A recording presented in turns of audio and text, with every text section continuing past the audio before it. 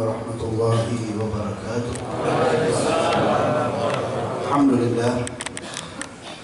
Alhamdulillah wassalatu wassalamu ala Rasulillah Sayyidina Muhammad bin Abdullah القائم بحقوق الله ما ضاقت إلا وفرجه الله وعلى آله وصحبه الفائزين بإمداد الله أما بعد سبحانك لا علم لنا إلا ما علمتنا إنك أنت العليم الحكيم رب اشرح لي صدري ويسر لي أمري واحلل عقدة من لساني يفقهوا قولي. معاشر الحاضرين وحاضرات رحمة الله سبحانه وتعالى, بالkhusus guru kita bersama mulia Guru Besar Habib Hamid Nagib bin Muhammad bin Syekh Bakar bin Salim, dan juga orang tua kita Habib Ali bin Abdullah bin Hamid wa kafatil habaib, wabil khususnya pimpinan Pondok Pesantren Al-Ihsan Ba'alawi Habib Umar Rafiq bin Ali bin Hamid dan keluarga besarnya, serta segenap para habaib yang hadir bersama kita pada malam hari ini, para kiai, para asatidz. Mudah-mudahan kumpul kita pada malam hari ini menjadi wasilah agar kelak nanti di yaumil qiyamah kita mendapatkan syafaatnya baginda Nabi Muhammad sallallahu alaihi wa alihi wa sahbihi wa baraka wa sallam.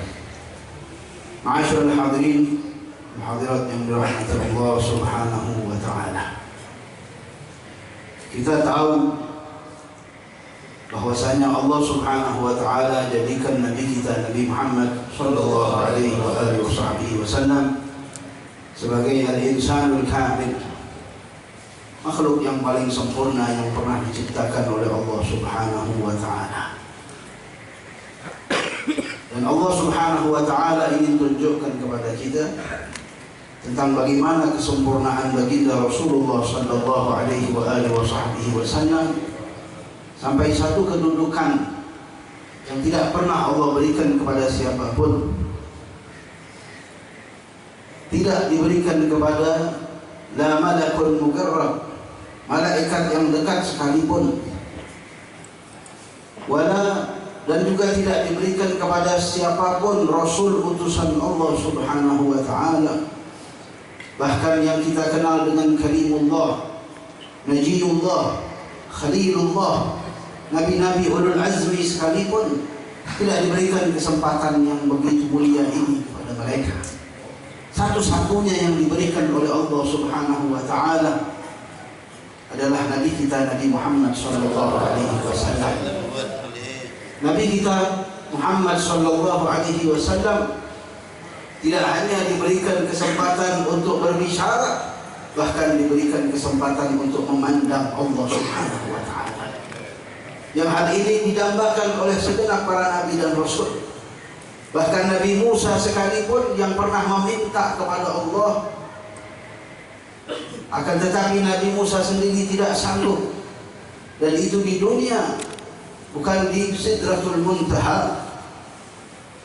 Nabi Musa ketika Rasulullah sallallahu alaihi wasallam setelah berjumpa dengan Allah subhanahu wa ta'ala, Nabi Musa ketika beliau turun, Rasulullah SAW turun, Nabi Musa pun bertanya kepada Rasulullah sallallahu alaihi wasallam, apa yang kau terima dari Allah subhanahu wa ta'ala? Nah, di dalam kisah ini sebetulnya para ulama mengatakan bahwasanya Nabi Musa sebetulnya ingin memandang pantulan yang ada pada wajah Nabi kita Nabi besar Muhammad sallallahu alaihi wasallam dari bekas Rasulullah memandang Allah subhanahu wa ta'ala. Beliau pernah meminta dan tidak dapat kesempatan tersebut, tetapi di malam itu beliau manfaatkan betul kesempatan yang berharga ini. Kalau tidak bisa langsung memandang Allah, maka setidak-tidaknya bisa memandang wajah yang sudah memandang Allah subhanahu wa ta'ala. Nah, ma'asyiral hadirin wal hadirat yang dirahmati Allah subhanahu wa ta'ala, di dalam peristiwa Isra wal Mi'raj sangat banyak peristiwa yang mengandung pelajaran bagi kita segenap umat Nabi besar Muhammad sallallahu alaihi wa alihi wasallam. Yang ingin saya tekankan di sini bahwasanya sebelum beliau Mi'raj, di saat Isra-nya Rasulullah sallallahu alaihi wasallam, beliau banyak melewati beberapa tempat yang bersejarah. Di antaranya adalah haitsu wulida Isa, tempat di mana di situ dilahirkan Nabi Allah Isa di Baitul Laham, di tempat yang dinamakan Baitul Laham. Karena apa?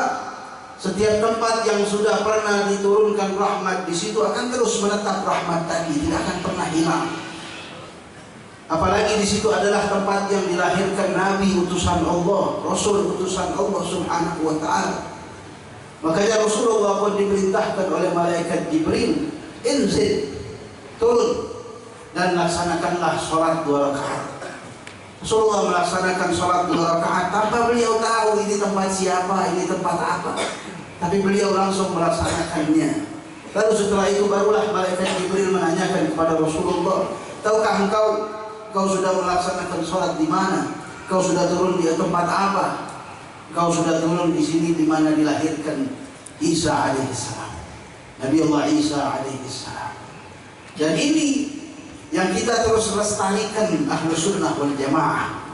Tidak hanya para anbiya, tidak hanya para rasul utusan Allah Subhanahu wa taala, bahkan tempat-tempat yang pernah diduduki oleh orang-orang saleh, orang-orang yang dekat dengan Allah Subhanahu wa taala, kita meyakini tempat tersebut penuh barakah, tempat turunnya rahmat dari Allah Subhanahu wa taala, dengan harapan kita mendapatkan percikan dari rahmat yang pernah turun tersebut.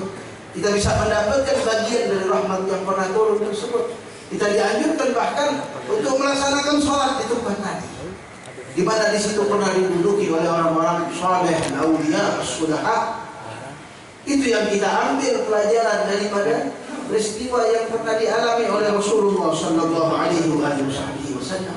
Kemudian beliau juga diperintahkan untuk turun di satu tempat dan melaksanakan sholat juga di situ, di mana tempat tersebut dijelaskan oleh malaikat Jibril bahwasanya di tempat tersebut adalah tempat di mana dimakamkan Nabi Allah Musa alaihissalam. Dan bahkan riwayat yang lainnya, ketika Rasulullah turun, Rasulullah menyaksikan Nabi Allah Musa sedang melaksanakan sholat di dalam kuburnya. Sebagaimana yang diriwayatkan di dalam hadis, annal anbiya ahya'un fi quburihim, wa fi riwayatin ahya'un fi quburihim yusallun. Para nabi-nabi itu hidup di dalam kubur mereka, tidak seperti yang lainnya. Bahkan mereka bebas. Ada yang mengatakan mereka hidup dari mulai mereka dipindahkan ke liang lahat, mereka sudah hidup dan bebas. Ada yang mengatakan sampai 3 hari. Ada juga mengatakan 7 hari setelah wafatnya mereka, setelah berpindahnya mereka. Dan di situ Rasulullah SAW menjelaskan bahwasanya kita sebagai Ahlus Sunnah wal Jamaah juga menerapkan ini.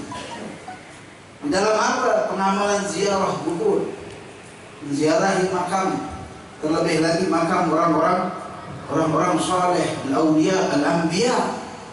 Itu yang bisa kita serap pelajaran dari kisah Isra Mi'rajnya Nabi besar Muhammad sallallahu alaihi wa alihi wa sahbihi wa baraka wa sallam. Apalagi Rasulullah mengatakan zurul kubur fa innaha tudzakirukumul akhirah. Ziarahilah kubur karena sesungguhnya berziarah kubur itu bisa mengingatkan kita dengan perkara akhirat, agar kita bisa mengambil iktibar. Dahulu disebutkan kalau ada orang yang meninggal dunia, semua yang mengantarkan jenazah itu ikut menangis. Bukan cuma keluarga yang ditinggal oleh sang mayit, tapi semua yang mengantarkan. Sampai ketika mau mengucapkan takziah, orang tidak bisa mengetahui mana ahlul mayyit, mana yang bukan ahlul mayyit, karena semua yang hadir mengambil iktibar, mengambil pelajaran dari orang yang sudah meninggal dunia duluan. Kalau sekarang kita lihat, bahkan di saat prosesi pemakaman ada yang tertawa, ada yang bercanda dan lain sebagainya. Tidak ada yang mengambil iktibar dari setiap kejadian yang di depan matanya. Mudah-mudahan ma'asyiral hadirin wal hadirat, mudah-mudahan dengan keberkahan kita kumpul di acara yang semacam ini, Allah Subhanahu wa taala makin kuatkan ma'rifat kita, makin kuatkan pemahaman kita di dalam perkara agama, dan Allah Subhanahu wa taala kuatkan iman Islam kita. Mudah-mudahan kita dimatikan dalam keadaan husnul khatimah, ada qauli la ilaha illallah Muhammadur Rasulullah sallallahu alaihi wasallam. Nanti kita dengarkan dengan sesaksama, dengarkan dengan hati yang terbuka, buka telinga hati kita, dengarkan apa yang akan disampaikan oleh guru mulia kita. Mudah-mudahan bisa meresap di dalam hati kita dan membuahkan pengamalannya. Amin ya rabbal alamin. Mungkin ini saja yang bisa saya sampaikan. Bacaan nazar dari guru-guru kita yang ada di sini. Wal afu minkum. Assalamualaikum warahmatullahi taala wabarakatuh.